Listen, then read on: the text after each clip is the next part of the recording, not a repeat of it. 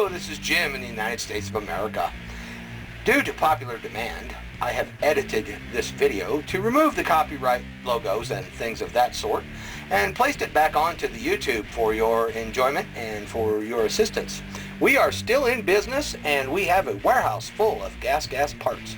We do no longer represent the brand as the U.S. distributor. And thank you for your continued support. We're going to give you some simple tips on working on the clutch cover, that water pump area, the kickstart pedal. Did you know that the kickstart pedal is its own extracting tool? First, just loosen the bolt 2 turns.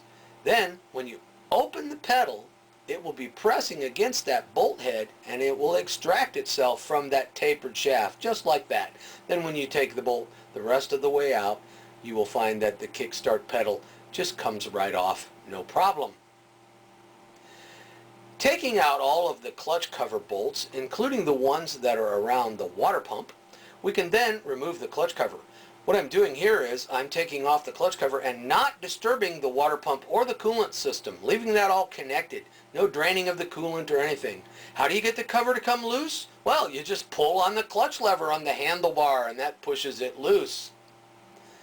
Some wiggling and press on the kickstart shaft while you're pulling on the clutch cover. This way you don't disturb the kickstart mechanism, keeping it in place.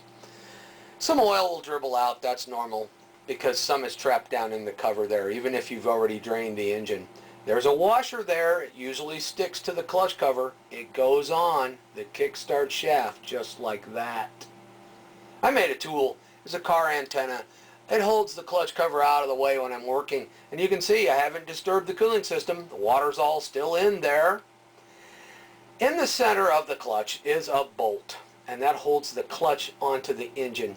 And if it doesn't want to come loose, put a rag in there between the big gear on the clutch and the little gear on the crank, and then get that rag wedged in there, and that will block that so that you can get that bolt loose. It has a little thread locking compound on it from the factory. The bolt is special, that center bolt. It has a hole in the center of it, and that's to ventilate the engine. The gases go through that hole, through the transmission shaft, out through the vent hose on the left side of the motor. Be sure that bolt is the one you put back in there. There's also a bushing that's in there in the center of the clutch hub. I made this little tool to reach in and hook that bushing and pull it out. And sometimes it's kind of stuck in there, so you have to fiddle with it a little bit. If it's easy, alternatively, you may be able to get it out with a magnet.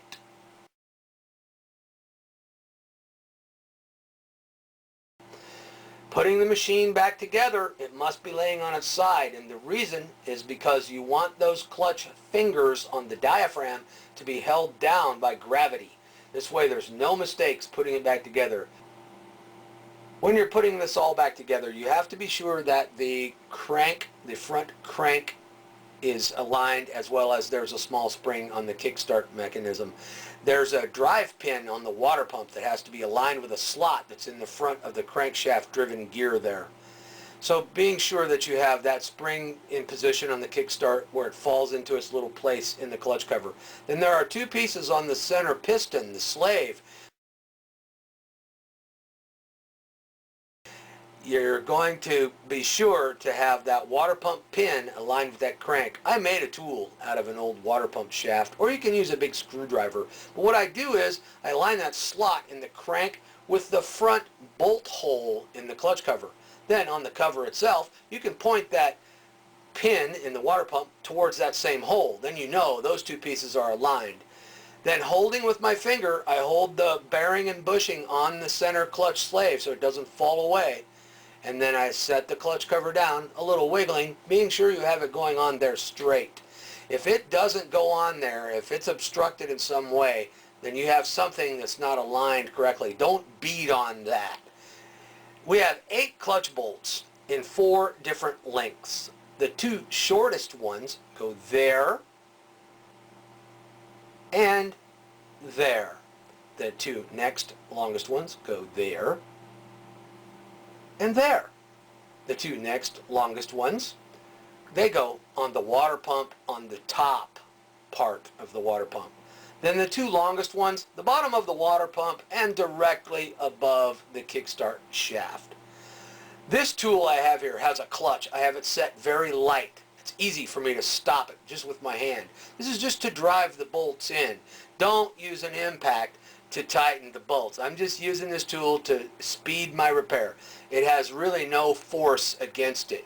I will finish tightening the bolts with an Allen wrench, and you don't have to over tighten them. Remember, they are against a gasket, a sealing surface with a gasket. So just snug those up with your T-handled Allen, just like that, starting in the center and working your way out. Then you put the kickstart pedal back on and you're done. It's that simple. All you have to do now is put the oil in the engine. We're still in business at the same location, same website, trialspartsusa.com. We no longer represent this brand. Thank you for watching.